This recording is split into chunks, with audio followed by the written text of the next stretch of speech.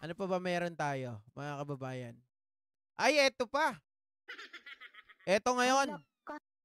mga kababayan, pag-usapan natin etong statement po ng Davao Lawyers. Umalma, mga kababayan, dito po sa resulta ng Supreme Court hinggil po dito sa impeachment trial ni Sara Duterte. Ito, mismong mga Davaoenyo na mga abogado na ang nagsasabi, Supreme Court ruling is a loss of democracy. Hala ka. Bakit nila nasabi yan, mga kababayan? Ito po ang kanilang pahayag. Davao Lawyers Supreme Court ruling on impeachment case a loss for democracy. Lawyers Arvin Dexter Lopos, spokesperson of the Union of People's Lawyers in Mindanao or UPLM, mga kababayan, who took to his Facebook page to express his personal opinion, said the ponensya penned by Associate Justice Marvic Leonen added more requirements to the impeachment process, making it even harder for ordinary people to file an impeachment complaint against impeachable officer. Mga ka-Jepinatics, ano po ang sinasabi dito ni Dexter Lopos, ni lawyer Arvin Dexter Lopos? Yung ginawa or yung pagpapasya ng ponente na si Marvic Leonen, mga kababayan, ito ay magpapahirap daw di umano sa mga pangkaraniwang mamamayan na humihingi po ng accountability and transparency sa mga impeachable official. Bakit? Dahil nga po, ang kanilang naging pasya ay nahango kung sino ang una po na nag-file ng impeachment complaint, doon na daw magbibilang ng tinatawag po na 1 year bar rule. So therefore, mga kababayan, open to everybody, open na syempre mablock ng impeachable officer yung gagawin sa kanya na impeachment complaint. Paliwanag ko nga dyan, mga kababayan, ang gagawin lamang ng kanilang mga kaalyado, pwedeng magbayad lang. Kunwari ako, impeachable official. Babayaran ko lang si Ma'am Jenny Ramos. Pero wala akong pera. Kunwari lang yon, mga kababayan. Babayaran ko si Ma'am Jenny Ramos. O, Jenny Ramos, you go there, file a case against me, di ba? Tapos ipapasa sa HOR. Pagpasa sa HOR, mga kababayan, bilang na kaagad, nagsisimula na. Uunahan ko lang. Halimbawa, may toong tao talaga dahil nabalitaan ko na ipapa-impeach nyo ako. O, kakausap lang ako. Unahan mo. Etong si Ma'am Leticia Fernando. Baka mamaya, maaga siyang dumating doon mag-file. Kailangan mauna tayo. Hala ka. Patay tayo dyan, mga kababayan. Yun ang sinasabi ng mga lawyers dito po sa Mindanao, sa pangunguna ng mga Davao lawyers. Instead of proceeding forthwith to the impeachment trial after more than 1/3 of the House of Representatives signed the complaint as required by the Constitution, the recent Supreme Court decision still requires the impeachable officer to be given due process. Hala ka. Mga kababayan, ayun ang sinasabi nila, ano ba kayo? Supreme Court. Kaya nga merong tinatawag na president. Kaya nga may tinatawag tayo na Francisco versus House of Representatives. Meron tayong tinatawag na Gutierrez versus House of Representatives. Kasi, mga kababayan, hindi na tayo dadaan sa proseso na kailangan ipaliwanag pa na may due process kay Sara Duterte na ipaliwanag niya at kailangan makita niya yung tinatawag na article of impeachment because on that particular precedent, mga kababayan, ito po ay tatalon. Tatalon doon sa pagpapasa po, mga ka-Jepinatics, automatic ng tinatawag nilang verified complaint, ito ay magiging article of impeachment na agad. 'Di ba? Yun ang sinasabi ng mga lawyer po ng Davao. Oh, sabi pa rito mga kababayan, instead of proceeding forthwith to the impeachment trial after more than one-third of the House of Representatives signed the complaint as required by the Constitution, the recent decision still requires the impeachable officer to be given due process and notified at the HOR level. Oh, my take then is this: impeachment by itself is a difficult process, especially with the political nature of the entire exercise. But the Leonen ponensya make it now even harder or extremely difficult for ordinary citizen to hold impeachable officers accountable for their reprehensible and corrupt acts. Tama naman. Mga kababayan, kumbaga parang ibinigay na natin yung laya doon sa mga impeachable officer eh. 'Di ba? Parang binigyan natin sila ng leeway, mga kababayan, now to be accountable, 'di ba? Doon sa kanilang mga ginagawa na pagnanakaw. So sabi ko nga, ulitin ko, parang ang ginawa dito ng Supreme Court, they are given, mga kababayan, they are giving a leeway or sabihin natin na ano bang right term to use, mga kababayan. Para binigyan nila po ng basbas, di ba? Ang mga impeachable official, okay, you can go. Magnakaw kayo na magnakaw. Nobody can file a impeachment complaint against you. The right impeachment complaint against you, because everybody can do that.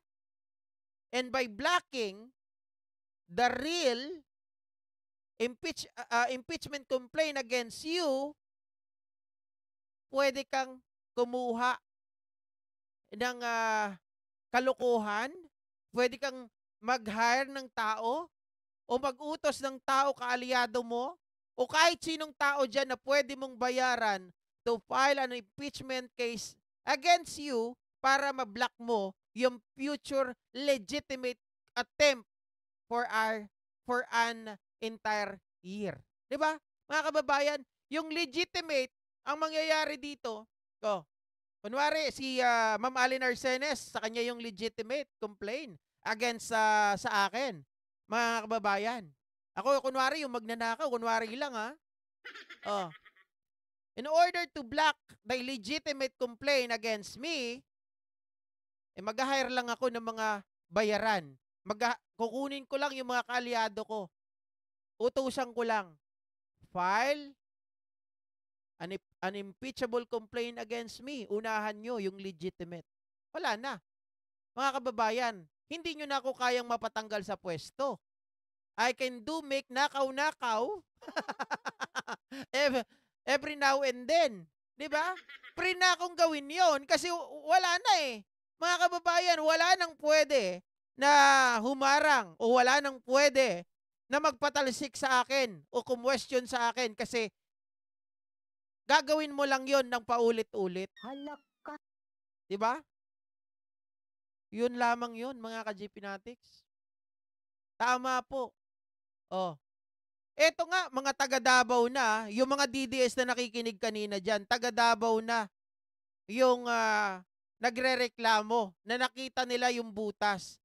What more ako na simpleng citizen, pero ako po ay masasabi natin na mayroon pong, mga kababayan, mayroon po akong paninindigan, may utak, nagbabasa, umuunawa, nakakaintindi. Ayan, nabasahin ko pa sa inyo ha. According to lawyer Romeo Cabarde, the director of the Ateneo Public Interest and Legal Advocacy or APILA Center, the recent decision of the Supreme Court declaring the impeachment case against BP Sara unconstitutional has redefined. Redefined, ibig sabihin, they modified. Di ba? They encroach the constitutional requirement and creates a dangerous loophole that is any impeachment complaint no matter how frivolous or unacted upon, could block future legitimate attempts for an entire year. Oh. Such a precedent invites abuse. Cabardi added, a House leadership loyal to a sitting high-ranking public official could easily file and let die superficial complaints just to shield their ally from real accountability. Halaka. Diba? Mga kababayan, tama yung sinasabi ko eh. Yan yung pangyayari noon. Kaya nagkaroon kasi naranasan na natin na sa mga previous impeachable official or officer like Gloria Macapagal Arroyo, mga kababayan, kaya nagkaroon ng president na Francisco versus House of Representative at itong Gutierrez versus House of Representative kasi they wanted to eliminate those practices, mga kababayan, na ma-block yung legitimate impeachment complaint. Kaya nga nilagyan nila ng parameters na kailangan it should be filed and it should be referred. Mga kababayan, hindi pwedeng kung sino lang, kung sinong pichi-pichi lang. 'Di ba? Eh mali naman talaga yung sinasabi nila. Hindi nyo dinaan sa due process eh. Ang gusto nila mangyari kasi, mga kababayan, bakit daw pinabilis yung proseso? Kailangan daw, dapat dumaan muna sa Committee on Justice or House Justice Committee. Eh paano nga dadaan doon? Nandun sila sa second option when you got a 2/3 or 1/3 votes from the members of the House. Therefore, mga kababayan, tatalon ka na sa next stage, which hindi na po kailangan dumaan necessarily or needed na tumawid ka or dumaan ka doon po sa Justice Committee. It should be right away, outright, mga kababayan, ay ikaw po ay ito ay mag-transform na yung impeachment, yung verified complaint into article of impeachment. Tapos ito ay ipupunta na kaagad sa Senado. Halaka. Oh. Sabi ni Sir Smokey, wala lang pinagkaiba sa kawalan ng parusang bitay dahil sa kabang buhay na pagkakulong lang ang isang taong pumatay. What? Sorry, di ko na-get, Sir Smokey. Halaka. Diyos mio Marimar. Mga kababayan, alam niyo sa totoo lang, wala na talaga. Wala nang pag-asa na maging mahusay pa ang Pilipinas. Dahil ito, sa mga nangyayaring mga likong politiko, mga kababayan. Di ba? Maliwanag dito yung sinasabi ng mga Davao lawyers, ng mga Mindanao lawyers, mga kababayan, na kung gusto mo talaga, di ba, dahil sa kanilang ginawa ng Supreme Court na ito, mga kababayan, they could easily file and let die super special complaints just to shield yung alay mo from real accountability. Hindi mo na sila mahahabol sa ginawa nilang ganyan. Sabi ni Rusty Manalo, once Sara will be impeached, our country can see peace and justice again. I totally agree. Diba? Oh, sabi Sir Leo, dapat gawin ng Supreme Court tanggalin na sa Constitution ang impeachment process. 2 months ang ginawa ng Kamara para ma-process yung impeachment. Pero, di ba, yung iba, mga kasama rin natin, iba naman ang kanilang interpretation. Mali daw ang ginawa ng House of Representatives. Pinag-aralan nila yan. Di ba? Alam nila yan. Wala po ako nakikita, mga kababayan, kung may nagsasabi na parang mismong House of Representative daw yung mismong gumawa ng paraan to hijack yung first impeachment complaint.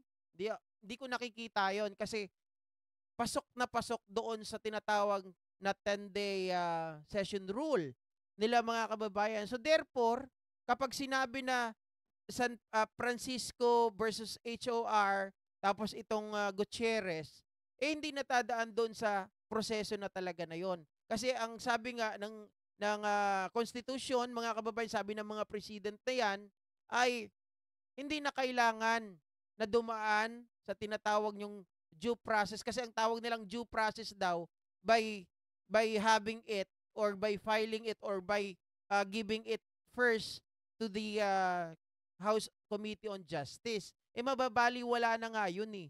'Di ba? Diyos mio, Marimar. Kaya naguguluhan din yung taong bayan. Marami nagtatanong sa akin, teka lang, hindi ko kayang sagutin lahat yan. Kasi ako, tinitingnan ko lang, binabalansi ko kung ano yung nakasulat, kung ano yung mga president.